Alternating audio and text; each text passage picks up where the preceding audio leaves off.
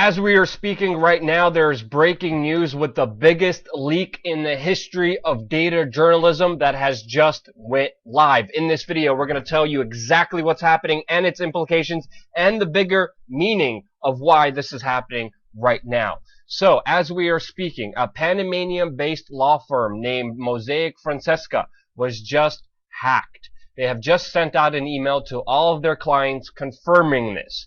There was a German newspaper who received the leaked and hacked information. It is called Süddeutsche Zeitung.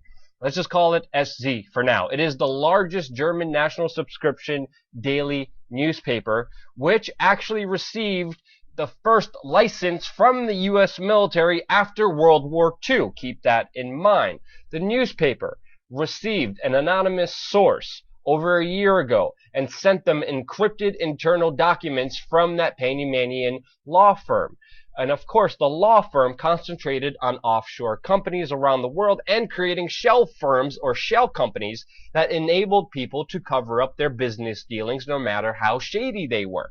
And according to this German newspaper, the data provided gives a rare insight into the world that can only exist in the shadows. It proves how a global industry led by major banks, legal firms, and asset management companies secretly manages the estates of the world's rich and famous, from politicians, FIFA officials, fraudsters, and drug smugglers to celebrities and professional athletes.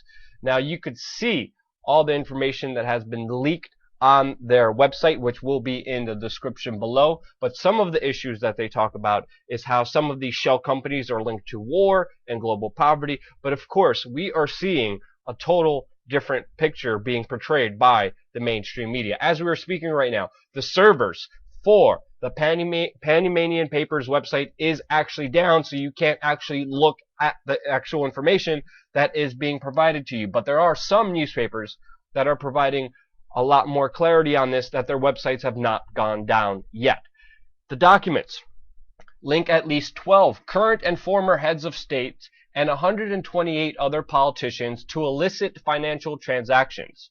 Those implicated include longtime Egyptian autocrat Hosni Mubarak and Syrian President Bashar al-Assad. Another person implicated in this leaks is Vladimir Putin, who the leaks prove or claim that he has over $2 billion in offshore accounts. Another person is the Iceland's prime minister and Icelandic politicians who are now facing a snap election after all his offshore accounts were revealed. Now, if you look at the people who this hack directly goes after, we have people like Bashar al-Assad, who are a thorn in U.S. foreign policy that has been trying to remove him.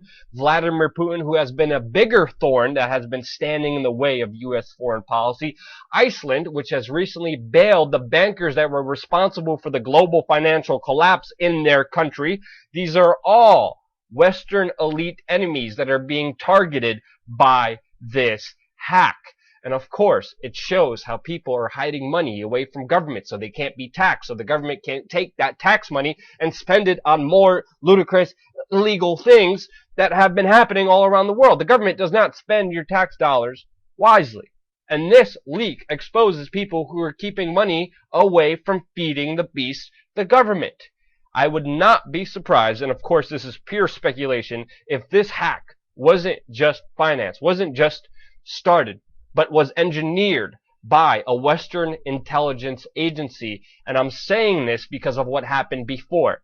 Previously, before in history, the FBI actually turned a major hacker, Sabu, who ran an anonymous organization called LOSEC.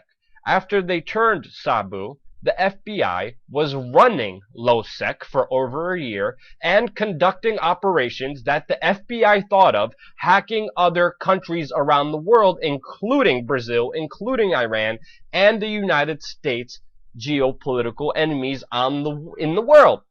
So the FBI previously ran an anonymous hacking organization and conducted operations as official business with U.S. government servers, and then the people who complied with the orders of the FBI unknowingly and didn't comply afterwards, like Jeremy Hammond, were sent to jail. We have historical precedent of the FBI running hacking operations in this world. The hacks that are coming out are going after all the Western elite enemies. You could only put two and two together, and that's why I believe this hack was engineered by a Western intelligence organization.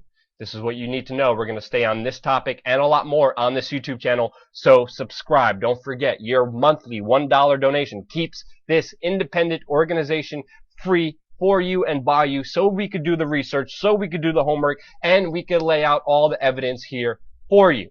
$1 just on Patreon keeps us going. Subscribe. We're going to have a lot more information on this important, huge global hack coming here your way on youtube.com/we are change.